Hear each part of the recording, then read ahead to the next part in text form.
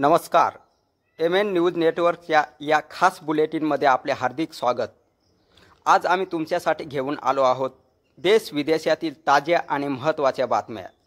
चला थेट सुरुवात करूया, कारण आजच्या बातम्या तुम्हाला थक्क करणारे आहेत.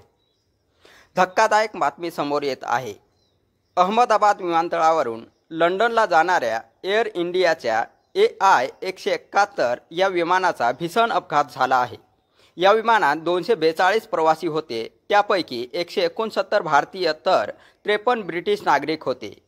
गुजरातचे माजी मुख्यमंत्री विजय रूपानी हेही या विमानात होते अशी प्राथमिक माहिती आहे.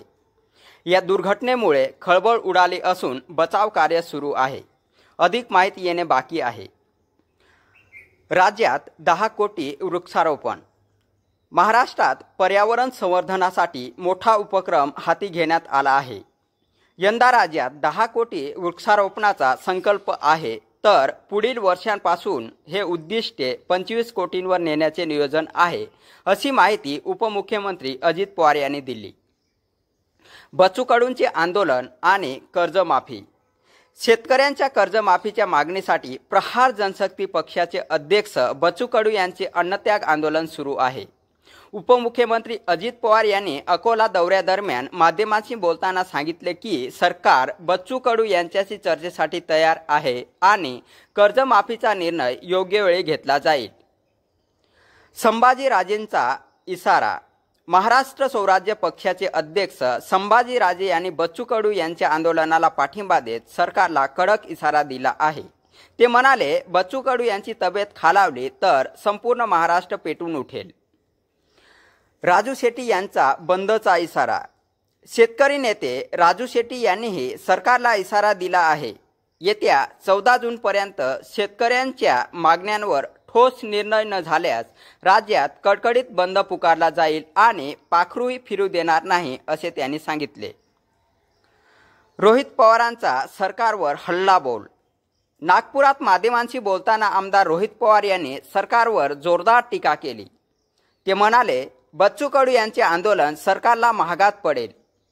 शेतकऱ्यांसाठी पैसे नाहीत, पण मंत्र्यांच्या परदेश दौऱ्यांसाठी पुरेसे पैसे आहेत. रेल्वेच्या तत्काळ आरक्षणात बदल. रेल्वेच्या तत्काळ आरक्षणासाठी आता केवळ आधार प्रमाणित वापरकर्त्यांनाच संधी मिळणार आहे. 1 जुलैपासून हा नियम लागू होईल, तर 15 जुलैपासून आधार आधारित OTP प्रमाणीकरण अनिवार्य असेल. राज ठाकरे फडणवीस भेटीने चर्चांना उधाण. मुंबईतील ताज हॉटेलमध्ये मनसे अध्यक्ष राज ठाकरे आणि उपमुख्यमंत्री देवेंद्र फडणवीस यांची भेट झाली आहे.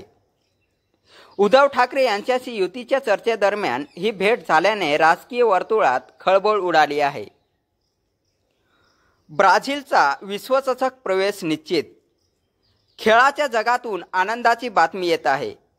विनिसियस ज्युनियरच्या निर्णायक गोलच्या जोरावर ब्राझीलने घरच्या मैदानावर पॅराग्वेचा 1-0 असा पराभव करत पुढील वर्षी होणाऱ्या फुटबॉल विश्वचषकासाठी प्रवेश निश्चित केला आहे. आजचे बुलेटिन इथे संपले. MN न्यूज नेटवर्क तुम्हाला नेहमी ताज्या बातम्या देईल. शुभ सकाळ. पुन्हा